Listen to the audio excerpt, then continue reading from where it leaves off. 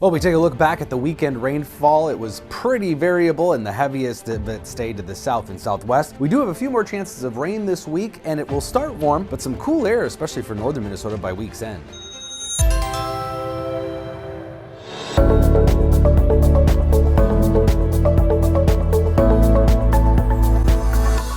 So that weekend rain, it was substantial in some areas from much of South Dakota through southwestern, south central Minnesota into Iowa. Large area of 1 to as much as 4 or 5 inches of rainfall, but then those totals really dropped off as you went north and east of there, including the Twin Cities area where it was variable. Some places were lucky enough to get almost an inch, but most of us well under that, in fact, a fraction of that. And now that upper level low, that system is moving east. It's going to create a moderate risk for severe weather today in the East Coast, which is pretty unusual for them. They could have tornadoes and high winds. Pretty nice day for us, though. Near or slightly above normal temperatures for most of us today by a couple degrees. That normal high now about 82. We're going to be at least 2-3 degrees above that, probably mid 80s for much of south central and central Minnesota, including the Twin Cities. Some upper 70s to the northeast. And then similar temperatures the next few days, right near or above that normal mark before we see some cooler air by the end of the week. Can't rule out an isolated shower today. Most of the models keep us dry, but these rapid update or short-term models have been doing pretty well with handling these very isolated shower chances. So don't be shocked if there's a brief pop-up shower this evening.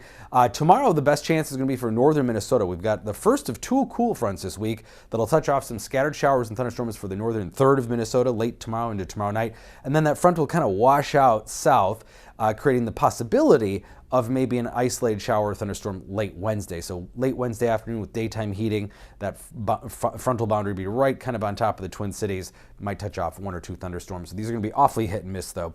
Better chance of more widespread statewide showers and thunderstorms will come late Thursday into Thursday night, early Friday morning with the next more potent cool front. And we could have a severe weather threat, too. We'll have to watch that for Thursday night, depending upon the timing of everything. But you add up all the rainfall this week for those few chances, most of us are going to see under an inch, and we're still at that time of the year where we need an inch of rain per week on average just to stay normal. And we continue to be well below that. So we'll probably see the drought expand despite some hopeful rains the last couple of weeks. But here comes that blast of cool air behind that Thursday night front. Some cool air really dropping, especially into northern Minnesota. It's going to feel more like late September.